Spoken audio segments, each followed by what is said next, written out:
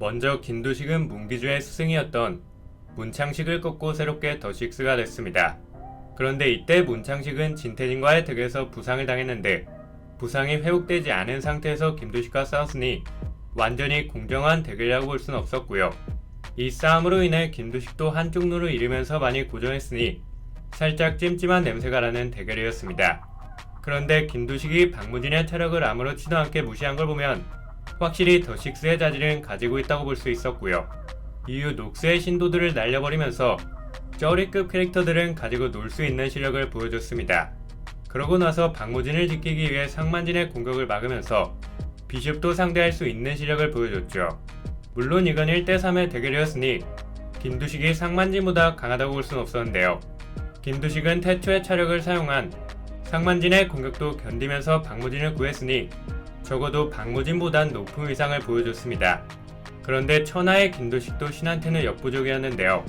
김두식은 제우스한테 맞고 중국까지 날아갔고요. 이후 중국에서 한국까지 뛰어온 다음 다시 제우스를 공격했지만 제우스한테 엄청나게 맞으면서 뻗었습니다. 이후 김두식은 나봉침의 도움으로 회복할 수 있었는데요. 회복하자마자 네피림들을 죽이면서 체력이 지독한 모습을 보여줬고요. 여기서 박무진은 다시 제우스한테 덤비려고 하는 김두식의 모습을 보고 대단하다는 평가를 내릴까지 했습니다. 그런데 얘네들은 더6에서 좀 약한 편에 속했고요. 이후 김두식은 나봉침과 진태진이 싸우는 걸 보고 자신과 차원이 다른 모습에 놀라는 모습을 보여줬습니다. 라그나로크가 끝난 뒤 김두식은 나봉침을 찾아가서 처음으로 존경하는 모습을 보여줬고요. 이후 진태진을 목표로 삼겠다며 멋진 포부를 보여줬지만 진태진의 머리 박치기 한 방에 기절했습니다. 그래서 확실히 김두식은 애매하게 강하다고 볼 수 있었죠. 17년이 지난 뒤 김두식은 원년 더6 중에서 유일하게 자리를 지키고 있었는데요. 집행유형 Q한테 패배하면서 더6의 자리를 내주게 됩니다. 그런데 Q는 대결에서 승리했는데도 김두식의 강함을 인정하며 여전히 김두식은 강하다고 볼 수 있었죠.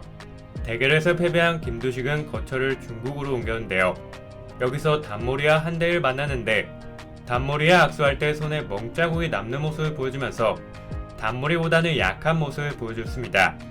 이후 김두식은 단모리, 한대위와 동맹을 맺고 신한국으로 돌아왔는데요.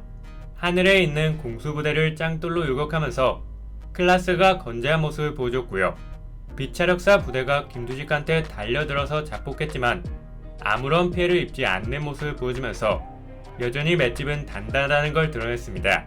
사실 김두식도 굉장히 강해졌는데요. 김두식은 제우스와의 덱에서 패배한 뒤 1456일 동안 꿈에서 제우스와 싸웠습니다.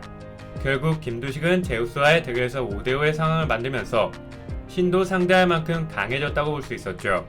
신한국 점령에 실패한 박무진은 김두식을 처치하기 위해 X세대를 투입했는데요. 김두식이 개두식 모드로 변하니까 X세대는 상대도 안되는 모습을 보여줬습니다. 결국 X세대 전원이 달려들었는데도 김두식 한 명을 처치하지 못해서 도망쳤고요. 이 대결로 인해 X세대 2명이 죽고 1명이 중상을 입었습니다. 그리고 정부요원 2300명이 죽으면서 김두식의 클라스는 건재하다고 볼 수 있었죠. 열받은 김두식은 박무진을 찾아갔는데요. 박무진도 만만치 않은 모습을 보여주면서 박빙의 대결을 펼쳤습니다. 그런데 대결이 끝난 뒤 박무진은 살아남았지만 김두식의 모습은 아직 보이지 않는데요. 정황상 박무진한테 패배한 것 같습니다.